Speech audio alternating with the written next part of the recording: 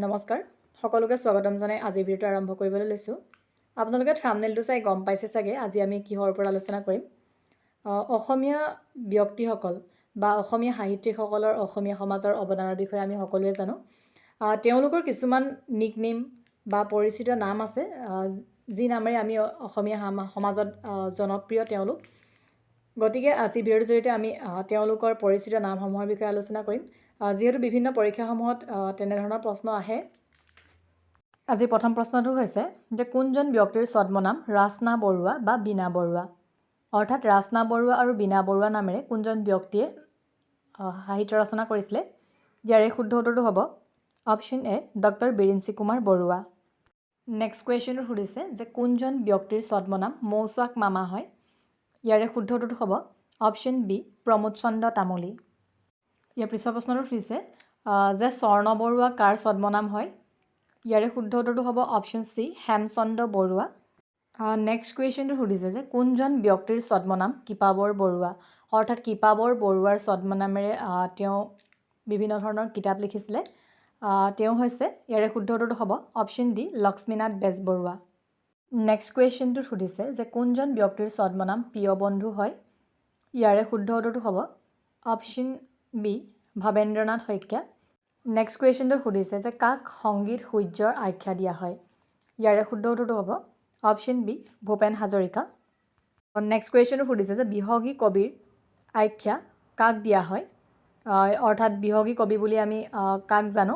ইয়াৰে শুদ্ধ উত্তৰটো হ'ব option D Raghunath Choudhury. Next কুৱেশ্যনটোত সুধিছে যে কোনজন ব্যক্তিৰ ছদ্মনাম ৰঞ্জু হাজৰিকা হয়, অৰ্থাৎ কোনজন ব্যক্তিয়ে ৰঞ্জু হাজৰিকাৰ ছদ্মনামত তেওঁৰ গ্ৰন্থসমূহ ৰচনা কৰিছে। ইয়াৰে শুদ্ধ উত্তৰটো হ'ব অপশ্যন এ কুমুদ হাজৰিকা হয় ৰঞ্জু হাজৰিকাৰ ছদ্মনাম।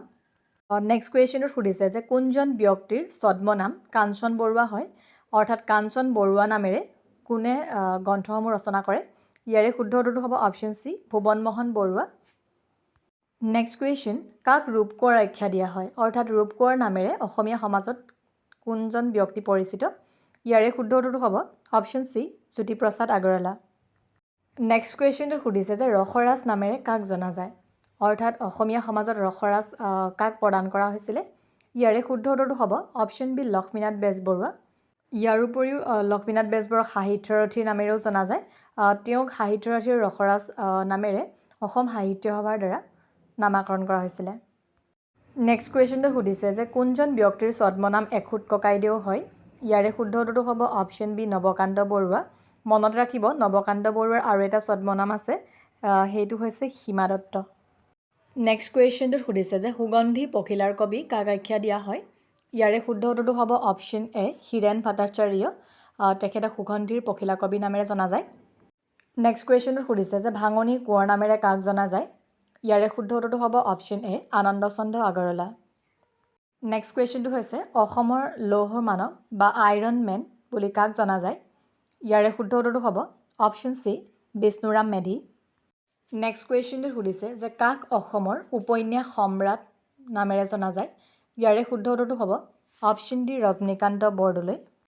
নেক্সট কুৱেশ্যন প্ৰেম আৰু ৰদালৈ কবি নামেৰে কাক জনা যায়। ইয়াৰে শুদ্ধ উত্তৰটো হ'ব অপশ্যন এ হীৰেণ ভট্টাচাৰ্য।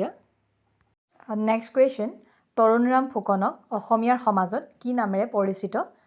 ইয়াৰে শুদ্ধ উত্তৰটো হ'ব অপশ্যন বি হ'ব দেশভক্ত। নেক্সট কুৱেশ্যনটো হৈছে যে প্ৰতিমাৰ খনিকৰ নামেৰে কাক জনা যায়। ইয়াৰে শুদ্ধ উত্তৰটো হ'ব অপশ্যন চি চন্দ্ৰকুমাৰ আগৰৱালা।